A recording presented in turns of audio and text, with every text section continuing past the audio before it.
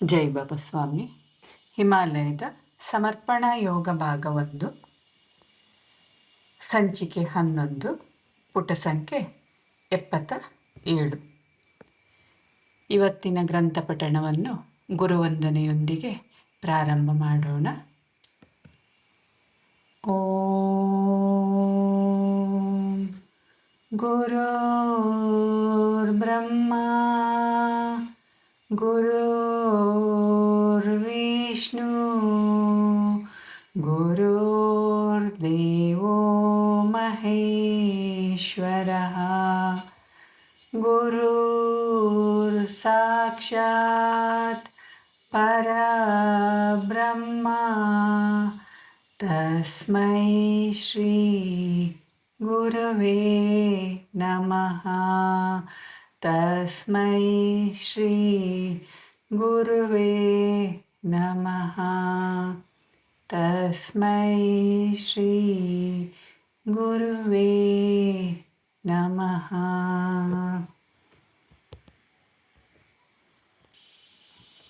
ಜೈ ಬಾಬಾ ಸ್ವಾಮಿ. ಕೆಲವು ಜನರು ಭೂತಕಾಲದ ಕೆಟ್ಟ ಘಟನೆಗಳನ್ನು, ಹಳೆಯ ಗಾಯಗಳನ್ನು ಆಗಾಗ್ಗೆ ತುರಿಸಿಕೊಳ್ಳುವ ಹಾಗೆ ಅದಕ್ಕೆ ಜೀವ ಕೊಡುತ್ತಾ ನೆನಪಿಸಿಕೊಳ್ಳುತ್ತಲೇ ಇರುತ್ತಾರೆ. ಆ ನೋವನ್ನು ಅನುಭವಿಸುವುದರಿಂದ ಅವರು ಒಂದು ರೀತಿಯ ವಿಚಿತ್ರ ಆನಂದವನ್ನು ಕಂಡುಕೊಳ್ಳುತ್ತಾರೆ. ಅವರು ತಮ್ಮ ಜೀವನದಲ್ಲಿ ತುಂಬ ಮುಂದುವರಿದಿರುವುದಾಗಿ ನಂಬುತ್ತಾರೆ. ಹಿಂದೆ ನಾವು ಹೇಗಿದ್ದೆವು, ಈಗ ಹೇಗಾಗಿದ್ದೇವೆ, ನಾವು ಒಬ್ಬ ಭಿಕ್ಷುಕನ ಸ್ಥಿತಿಯಿಂದ ರಾಜನ ಸ್ಥಿತಿಗೆ ತಲುಪಿದ್ದೇವೆ ಎಂಬ ತೃಪ್ತಿಕರ ಭಾವನೆಯನ್ನು ಅನುಭವಿಸುತ್ತಾರೆ. ಈ ರೀತಿಯಾಗಿ ನಮಗೆ ತಿಳಿಯದೆಯೇ ನಾವು ನಮ್ಮ ಅಹಂ ಅನ್ನು ಪೋಷಿಸುತ್ತಾ ಹೋಗುತ್ತೇವೆ. ಕಳೆದು ಹೋದ ದುಃಖದ ವಿಚಾರಗಳನ್ನು ಆಗಾಗ್ಗೆ ನೆನಪಿಸಿಕೊಳ್ಳುತ್ತಾ ಅದನ್ನು ಈಗಿನ ಪರಿಸ್ಥಿತಿಗೆ ಹೋಲಿಸಿಕೊಳ್ಳುತ್ತಾ ಒಂದು ರೀತಿಯ ಖುಷಿಯನ್ನು ಅನುಭವಿಸುತ್ತೇವೆ.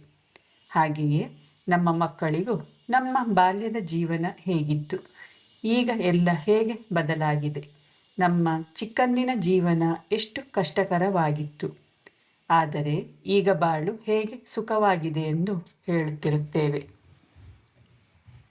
ನಾವು ಬದುಕಿನಲ್ಲಿ ಬಹಳ ಅಭಿವೃದ್ಧಿಯನ್ನು ಹೊಂದಿದ್ದೇವೆ, ನಾವು ಸುಖಬಾಳಿನ ಶಿಖರವನ್ನು ತಲುಪಿದ್ದೇವೆಂದು ಹೋಲಿಕೆಗಳನ್ನು ಮಾಡುವುದರಿಂದ ಮನಸ್ಸಿಗೆ ಬಹಳ ಆನಂದ ಸಿಗುತ್ತದೆ. ಈ ರೀತಿಯ ತುಲನೆ ಕೇವಲ ಆರ್ಥಿಕ ಮಟ್ಟದಲ್ಲಿ ನೋಡಬಹುದಾಗಿದೆ. ಮೊದಲು ಒಬ್ಬ ವ್ಯಕ್ತಿಯು ವಿಶೇಷವಾಗಿ ಅವನ ಹಣಕಾಸು ವ್ಯವಸ್ಥೆ ಹೇಗೆ ಉತ್ತಮಗೊಂಡಿದೆ ಎಂಬುದನ್ನು ಗಮನಿಸುತ್ತಾನೆ. ಅದು ಹೇಗೆಂದರೆ, ಹಿಂದೆ ಅವನು ಸಂತೋಷದಿಂದ ಇರಲಿಲ್ಲ, ಹಾಗೆಯೇ ಈಗಲೂ ಅವನು ಸುಖವಾಗಿಲ್ಲ. ಆಗ ಅವನು ಶ್ರೀಮಂತನಲ್ಲವೆಂಬ ಅತೃಪ್ತಿ, ಆದರೆ ಈಗ ಆ ಕಾಲದಲ್ಲಿ ಅವನಲ್ಲಿ ಸಂಪತ್ತು ಇರಲಿಲ್ಲವೆಂದು ವ್ಯಥೆ. ಅದು ಎಷ್ಟರವರೆಗೆ ಅಂದರೆ, ಸಂಪತ್ತು ಐಶ್ವರ್ಯವಿದ್ದರೂ ವ್ಯಕ್ತಿ ಅಸಂತುಷ್ಟನಾಗಿರುತ್ತಾನೆ. ಹಾಗಿದ್ದಲ್ಲಿ ಅವನ ಬಾಲ್ಯದಲ್ಲೂ ಅವನು ಧನವಂತನಾಗಿದ್ದರೆ ಅವನು ಹೇಗೆ ಸಂತೋಷದಿಂದ ಇರಬಹುದಾಗಿತ್ತು? ಸಂಪತ್ತು ಎನ್ನುವುದು ನಿರ್ಜೀವ ಸಾಧನ. ಅದು ಇರುವುದರಿಂದ ಯಾರಿಗೂ ಸಂತೋಷವಾಗಿರಲು ಸಾಧ್ಯವಿಲ್ಲ. ಹಾಗೆಯೇ ಅದು ಇಲ್ಲವೆಂದು ದುಃಖಿಸದೇ ಇರಲು ಆಗುವುದಿಲ್ಲ. ಸಂತೋಷ ಹಾಗೂ ದುಃಖಗಳು ಮನಸ್ಸಿನ ಸ್ಥಿತಿಗಳಷ್ಟೇ. ಸುಖ ಇದೆ ಎಂಬ ವಿಶ್ವಾಸ ಇದ್ದರೆ ಸುಖವಿದೆ, ದುಃಖವಿದೆ ಎಂದು ಯೋಚಿಸಿದರೆ ಅಲ್ಲಿ ದುಃಖವಿರುತ್ತದೆ. ಇದೆ ಅಥವಾ ಇಲ್ಲವೆಂಬುದು ನಮ್ಮ ಮನಸ್ಸಿನ ಧೋರಣೆಗಳನ್ನು ಅವಲಂಬಿಸಿದೆ. ಒಂದು ವ್ಯಕ್ತಿಯ ನೆನ್ನೆಯ ದುಃಖವು ಸಂಪತ್ತಿನ ಕೊರತೆಯದ್ದಾಗಿದ್ದರೆ ಇಂದಿನ ದುಃಖವು ಶರೀರದ ಬಗ್ಗೆ ಆಗಿರುತ್ತದೆ. ಹಾಗಾಗಿ ಅವೆರಡೂ ನಶ್ವರವಾದಂಥವು. ಒಂದು ವ್ಯಕ್ತಿಯ ಸಂಪತ್ತು ಅವನಿಗೆ ಸಂಭ್ರಮವನ್ನು ಕೊಡುವುದಿಲ್ಲ, ಅದು ಅವನ ಶರೀರಕ್ಕೆ ಸುಖಾನುಭವವನ್ನು ಕೊಡುವುದಿಲ್ಲವೇಕೆಂದರೆ ನಾನು ಐಶ್ವರ್ಯವೂ ಅಲ್ಲ, ಶರೀರವೂ ಅಲ್ಲ. ಹಾಗಿರುವಾಗ ಇವೆರಡು ಅವನಿಗೆ ಹೇಗೆ ಹರ್ಷವನ್ನುಂಟು ಮಾಡಲು ಸಾಧ್ಯ? ಅವೆರಡು ಮಿಥ್ಯ ಹಾಗೂ ನಿರ್ಜೀವವಾಗಿರುವಂತಹವು. ಅಸ್ತಿತ್ವವು ಇವುಗಳಿಂದ ಹೊರತಾಗಿ ಇರುವುದರಿಂದ ನಾನು ಒಂದು ಆತ್ಮ, ನಾನು ದೇಹವಲ್ಲ ಅಥವಾ ಸಂಪತ್ತಲ್ಲ ಎಂಬ ಅರಿವು ನನಗೆ ಅಲ್ಲಿ ಉಂಟಾಯಿತು. ನನ್ನ ಶರೀರ ಅಥವಾ ಸಂಪತ್ತು ನನಗೆ ಸುಖ ನೀಡುವುದಿಲ್ಲ. ನನ್ನ ಆತ್ಮ ಮಾತ್ರ ನನಗೆ ಹರ್ಷ ಕೊಡಬಲ್ಲದು.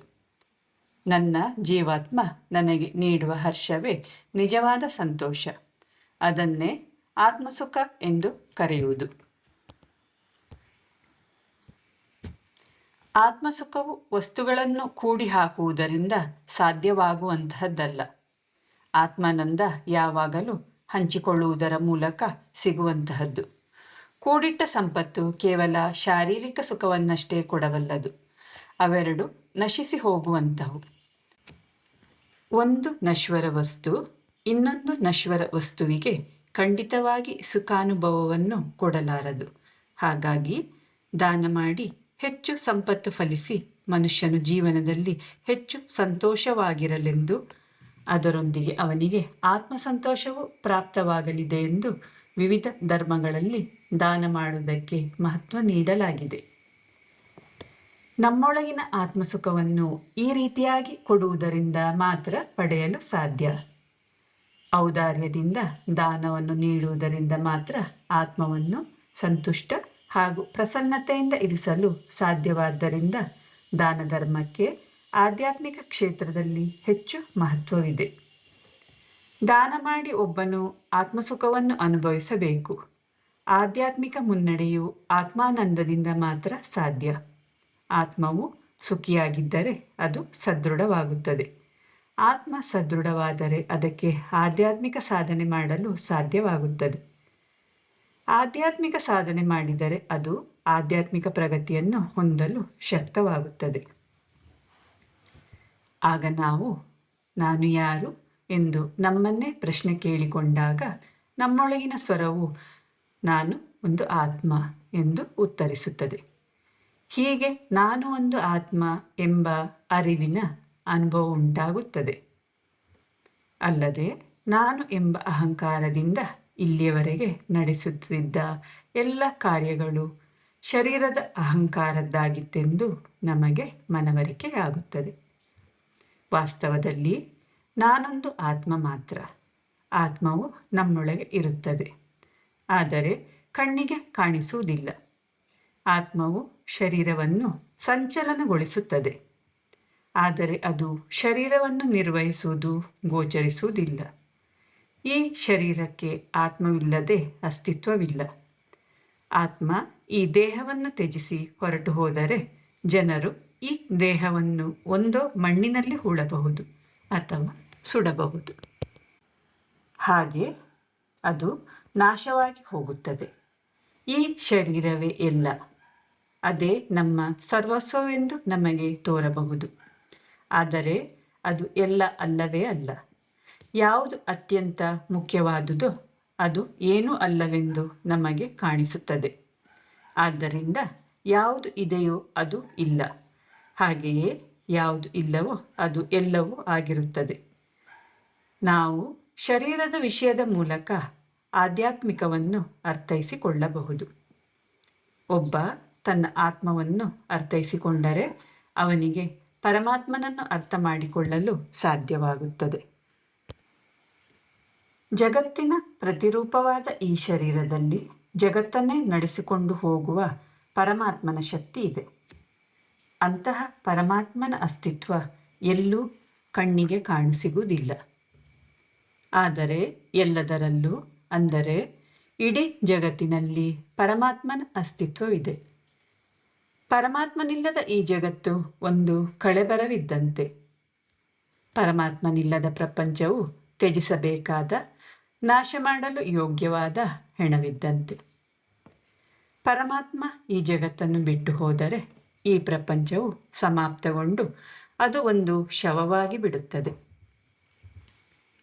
ಒಬ್ಬ ತನ್ನ ಆತ್ಮವನ್ನು ಗ್ರಹಿಸಿಕೊಂಡರೆ ಅವನಿಗೆ ಪರಮಾತ್ಮನ ಬಗ್ಗೆ ಜ್ಞಾನೋದಯವಾಗುತ್ತದೆ. ಒಬ್ಬ ತನ್ನದೇ ಆತ್ಮದ ಇರುವಿಕೆಯನ್ನು ತಿಳಿದುಕೊಳ್ಳದೆಯೇ ಪರಮಾತ್ಮನನ್ನು ಅರ್ಥೈಸಿಕೊಳ್ಳಲು ಸಾಧ್ಯವಿಲ್ಲ. ಆ ಸಂಜೆ ಇಂತಹದ್ದೇ ಸತ್ಯಾಂಶವನ್ನು ಗುರುಗಳಿಂದಲೂ ಕೇಳಿಸಿಕೊಂಡೆ. ಹೇಗೆಂದರೆ ನಾನು ಅವರೊಂದಿಗೆ ಅವರ ಮಟ್ಟದಲ್ಲಿ ಒಂದಾಗಿ ಬಿಟ್ಟಂತೆ. ಅಥವಾ ಅದನ್ನು ಹೀಗೆ ವಿವರಿಸಬಹುದು. ಅವರ ದಿವ್ಯ ಪ್ರಭೆಯ ಪ್ರಭಾವದಿಂದಾಗಿ ಅವರ ಇಚ್ಛೆಯಂತೆ ಯೋಚಿಸುತ್ತಿದ್ದೆ. ಅವರೆಂದರು, ವಿಶ್ವದಲ್ಲಿ ಏನೆಲ್ಲ ಇದೆಯೋ ಅವೆಲ್ಲವೂ ಅದೇ ರೀತಿಯಾಗಿ ನಮ್ಮ ಶರೀರದಲ್ಲೂ ಇರುತ್ತದೆ. ನಮ್ಮ ಶರೀರ ಒಂದು ನೀರಿನ ಹನಿಯಾದರೆ ಬ್ರಹ್ಮಾಂಡವು ಒಂದು ಸಾಗರ. ಅದು ನೀರಿನ ತೊಟ್ಟು ಆಗಿರಲಿ ಅಥವಾ ಸಾಗರವೇ ಆಗಿರಲಿ, ಏನೇ ಆದರೂ ನೀರು ನೀರೇ ಆಗಿರುತ್ತದೆ. ನೀರಿನ ಮೂಲ ಸ್ವಭಾವದಲ್ಲಿ ಯಾವುದೇ ವ್ಯತ್ಯಾಸ ಇರುವುದಿಲ್ಲ. ಹಾಗೆಯೇ ಪರಮಾತ್ಮನ ಚಿಕ್ಕ ರೂಪ ನಮ್ಮೊಳಗೆ ನಮ್ಮ ಆತ್ಮದ ರೂಪದಲ್ಲಿ ಇರುತ್ತದೆ. ಒಬ್ಬನಿಗೆ ತನ್ನ ಆತ್ಮದ ಪರಿಚಯವಿಲ್ಲದಿದ್ದರೆ ಅವನಿಗೆ ಪರಮಾತ್ಮನ ಪರಿಚಯವಾಗುವುದಾದರೂ ಹೇಗೆ? ಒಂದು ಬಾರಿ ಒಳಗಿರುವ ಪರಮಾತ್ಮನ ಗುರುತು ಸಿಕ್ಕಿಬಿಟ್ಟರೆ ಅವನಿಗೆ ಖಚಿತವಾಗಿ ಹೊರಗಿನ ಪರಮಾತ್ಮನನ್ನು ಅರ್ಥೈಸಿಕೊಳ್ಳಲು ಸಾಧ್ಯವಾಗುತ್ತದೆ. ಪರಮಾತ್ಮ ಒಬ್ಬನೇ. ಪರಮಾತ್ಮ ಎಲ್ಲೆಡೆ ಇರುತ್ತಾನೆ. ಪರಮಾತ್ಮ ನಮ್ಮೊಳಗೂ ಇದ್ದಾನೆ. ಪರಮಾತ್ಮ ಹೊರಗೂ ಇದ್ದಾನೆ. ಆದರೆ ನಮ್ಮೊಳಗಿನ ಪರಮಾತ್ಮನನ್ನು ತಿಳಿಯಲು ಸುಲಭ. ಅವನು ನಮಗೆ ತೀರಾ ಹತ್ತಿರದಲ್ಲಿರುತ್ತಾನೆ. ಪರಮಾತ್ಮ ನಿನ್ನವನು, ನಿನಗಾಗಿ ಇರುತ್ತಾನೆ. ನಿನಗೆ ಬೇಕಾದಾಗ ನಿನಗೆ ಒಪ್ಪುವ ರೀತಿಯಲ್ಲಿ ನಿನ್ನ ಮಟ್ಟಕ್ಕೆ ಸಮವಾಗಿ ಹತ್ತಿರದಲ್ಲೇ ಹಾಜರಾಗುತ್ತಾನೆ. ಅವನು ನೀನು ಕೈ ಚಾಚುವಾಗ ಎಟುಕುವ ರೀತಿಯಲ್ಲಿ ಇದ್ದಾನೆ. ನೀನು ಮತ್ತು ಅವನು ಪ್ರತ್ಯೇಕವಲ್ಲ. ಆತ್ಮವನ್ನು ಹೊರತುಪಡಿಸಿದರೆ ನಿನಗೆ ವ್ಯಕ್ತಿತ್ವವಿಲ್ಲ.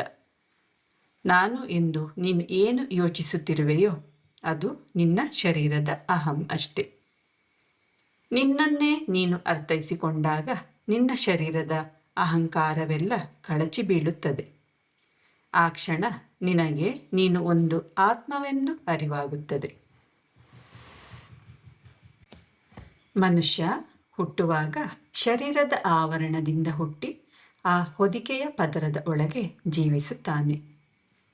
ಆ ಆವರಣ ಜಾರಿ ಬಿದ್ದಾಗವಷ್ಟೇ ಅವನಿಗೆ ಶರೀರವು ಒಂದು ಹೊದಿಕೆ ಮಾತ್ರವಾಗಿತ್ತು. ಅದು ಈಗ ಇಲ್ಲವೆಂದು ಅರಿವಾಗ ತೊಡಗುತ್ತದೆ. ದೇಹ ಒಂದು ವಾಹನ ಇದ್ದಂತೆ. ಆತ್ಮ ಅದರ ಚಾಲಕ. ವಾಹನವಿಲ್ಲದೆ ಚಾಲಕ ಮುಂದಕ್ಕೆ ಹೋಗಲು ಸಾಧ್ಯವಿಲ್ಲ. ಹಾಗೆಯೇ ಚಾಲಕನಿಲ್ಲದ ವಾಹನಕ್ಕೆ ಮುಂದಕ್ಕೆ ಹೋಗಲು ಸಾಧ್ಯವಿಲ್ಲವೆಂಬುದು ಕೂಡ ಸತ್ಯ. ಆದ್ದರಿಂದ ಯಾರಿಗೆ ಯಾರು ಬೇಕೆಂದು ಯಾರಿಗೂ ಗೊತ್ತಿರುವುದಿಲ್ಲ. ಇಬ್ಬರು ಅವರವರ ಸ್ಥಾನಕ್ಕೆ ತಕ್ಕದ್ದಾಗಿ ಯೋಗ್ಯತೆಗೆ ಅನುಸಾರವಾಗಿ ಇದ್ದು ಒಬ್ಬರಿಗೊಬ್ಬರು ಪೂರಕವಾಗಿ ಇರುತ್ತಾರೆ. ಹಾಗಾಗಿ ನಾವು ನಮ್ಮ ಉದ್ದೇಶಿತ ಗುರಿಯನ್ನು ತಲುಪಬೇಕಾದರೆ ಇವರಿಬ್ಬರನ್ನು ತಿಳಿದುಕೊಳ್ಳುವುದು ಅವಶ್ಯಕ. ಅವರ ಸ್ಥಿತಿಗಳನ್ನು ಸಮತೂಕ ಮಾಡುತ್ತಾ ಅವುಗಳ ತಾಳಗತಿಯನ್ನು ಆರೈಕೆ ಮಾಡಿ ಕಾಪಾಡುವುದರ ಮೂಲಕ ಮಾತ್ರ ನಮ್ಮ ಗುರಿಯನ್ನು ತಲುಪಬಹುದಾಗಿದೆ. ನಮ್ಮ ಶರೀರವು ವಾಹನ ರೂಪದ ಉಪಕರಣ. ವಾಹನಕ್ಕೆ ಹೇಗೆ ಜಾಗ್ರತೆ ಹಾಗೂ ಸಂರಕ್ಷಣೆಯ ಅವಶ್ಯಕತೆ ಇದೆಯೋ ಹಾಗೆ ನಮ್ಮ ಶರೀರಕ್ಕೂ ಆರೈಕೆ ಅತ್ಯಂತ ಅವಶ್ಯಕ. ಕೆಲವು ಧರ್ಮಗಳಲ್ಲಿ ಶರೀರದ ಆರೈಕೆಯನ್ನು ಕಡೆಗಣಿಸಲಾಗಿದೆ. ಕೇವಲ ಆತ್ಮದ ಪ್ರಾಮುಖ್ಯಕ್ಕೆ ಒತ್ತು ನೀಡಲಾಗಿದೆ. ಆದರೆ ಇದು ಸೂಕ್ತವಲ್ಲ. ಆತ್ಮಕ್ಕೆ ಶರೀರದ ಅವಶ್ಯಕತೆ ಇಲ್ಲದಿದ್ದರೆ ಅದು ಶರೀರದಲ್ಲಿ ಧಾರಣೆ ಮಾಡುವ ಅವಶ್ಯಕತೆ ಏನಿತ್ತು? ಆತ್ಮಕ್ಕೂ ಶರೀರದ ಪ್ರಾಮುಖ್ಯದ ಅರಿವು ಇದ್ದ ಕಾರಣ ಅದು ಶರೀರದಲ್ಲಿ ಉಳಿದುಕೊಂಡಿದೆ. ಅದೆಷ್ಟೋ ಆತ್ಮಗಳು ಅವುಗಳಿಗೆ ತಕ್ಕುದಾದ ಅನುರೂಪ ಶರೀರ ಸಿಗದೆ ಅತಂತ್ರ ಸ್ಥಿತಿಯಲ್ಲಿ ಸಿಲುಕಿಕೊಂಡು ಜೀವ ತಳೆಯದೆ ತಡೆಯಲ್ಪಟ್ಟಿವೆ. ಅವುಗಳು ಉಪಯುಕ್ತ ಶರೀರಕ್ಕಾಗಿ ನಿರೀಕ್ಷಿಸುತ್ತಲೇ ಇವೆ. ಆತ್ಮವು ಶರೀರವನ್ನು ಪಡೆದುಕೊಳ್ಳುವುದಕ್ಕಾಗಿ ಹೀಗೆ ಕಾಯುತ್ತಿರುವಾಗ ಈ ಶರೀರವು ಹೇಗೆ ನಿಷ್ಪ್ರಯೋಜಕವಾಗಲು ಸಾಧ್ಯ? ಆತ್ಮವು ಅಷ್ಟೊಂದು ನಿರೀಕ್ಷೆಯಿಂದ ಬಹಳ ಸಮಯದ ನಂತರ ಶರೀರವನ್ನು ಪಡೆದಾಗ ಒಬ್ಬ ತನ್ನ ದೇಹದ ಕಡೆ ಖಂಡಿತವಾಗಿ ಗಮನಹರಿಸಿ ಅದನ್ನು ಜೋಪಾನ ಮಾಡಿ ಸಂರಕ್ಷಿಸಿಕೊಳ್ಳಲೇಬೇಕು. ಅದು ಅವನ ಕರ್ತವ್ಯ ಮಾತ್ರವಲ್ಲ, ಆತ್ಮದ ಅವಶ್ಯಕತೆಯೂ ಆಗಿದೆ. ಆದ್ದರಿಂದ ಒಬ್ಬ ತನ್ನ ಶರೀರದ ಬಗ್ಗೆ ಆಸಕ್ತಿ ವಹಿಸಬೇಕು. ದೇಹವನ್ನು ಸ್ವಚ್ಛ, ಪವಿತ್ರ, ವಿಚಾರರಹಿತ ಹಾಗೂ ಪ್ರಕೃತಿಮಯವಾಗಿ ಇಟ್ಟುಕೊಳ್ಳಬೇಕು. ಆರೋಗ್ಯವಂತ ದೇಹವಿಲ್ಲದೆ ಮೋಕ್ಷವನ್ನು ಪಡೆಯಲು ಸಾಧ್ಯವಿಲ್ಲ. ಚಲಿಸಲಾಗದ, ಕೆಲಸಕ್ಕೆ ಬಾರದ ಗಾಡಿಯನ್ನು ಅದರ ಚಾಲಕ ಓಡಿಸುವುದಾದರೂ ಹೇಗೆ? ಆ ಚಾಲಕ ಎಷ್ಟೇ ಪರಿಣಿತನಾಗಿದ್ದರೂ ಅದನ್ನು ಚಲಾಯಿಸಲು ಸಾಧ್ಯವಿಲ್ಲ. ಹಾಗೆಯೇ ಬಂಡಿಯೇ ಇಲ್ಲದಿದ್ದರೆ ಒಬ್ಬ ನಿಪುಣ ಚಾಲಕ ಏನು ಮಾಡಬಲ್ಲ? ಒಬ್ಬನ ಶರೀರ ಹಿತಕರವಾಗಿಲ್ಲದಿದ್ದರೆ, ಆರೋಗ್ಯದಲ್ಲಿಲ್ಲದಿದ್ದರೆ ಆತ್ಮವೆಂಬ ಸಾರಥಿ ಇದ್ದರೂ ಉಪಯೋಗವಿಲ್ಲ. ಆ ಆತ್ಮವು ಯಾವುದೇ ಉಪಯೋಗಕ್ಕೆ ಬರುವುದಿಲ್ಲ. ವಾಹನವು ಹೇಗೆ ಮುಖ್ಯವೋ ಹಾಗೆಯೇ ಅದರ ಚಾಲಕನೂ ಮುಖ್ಯ. ಚಾಲಕನಿಲ್ಲದೆ ವಾಹನವು ಚಲಾಯಿಸಲು ಅಸಾಧ್ಯ. ಚಲಾಯಿಸಲಾಗದ ಬಂಡಿಯು ಒಂದು ನಿಷ್ಪ್ರಯೋಜಕ ವಸ್ತುವಷ್ಟೇ ಆಗಿರುತ್ತದೆ. ಅದು ಯಾವ ಕೆಲಸಕ್ಕೂ ಬರುವುದಿಲ್ಲ. ಆ ವಾಹನ ತ್ಯಜಿಸಲಷ್ಟೇ ಯೋಗ್ಯವಾಗಿರುತ್ತದೆ. ಜೈ ಬಾಬಾ ಸ್ವಾಮಿ.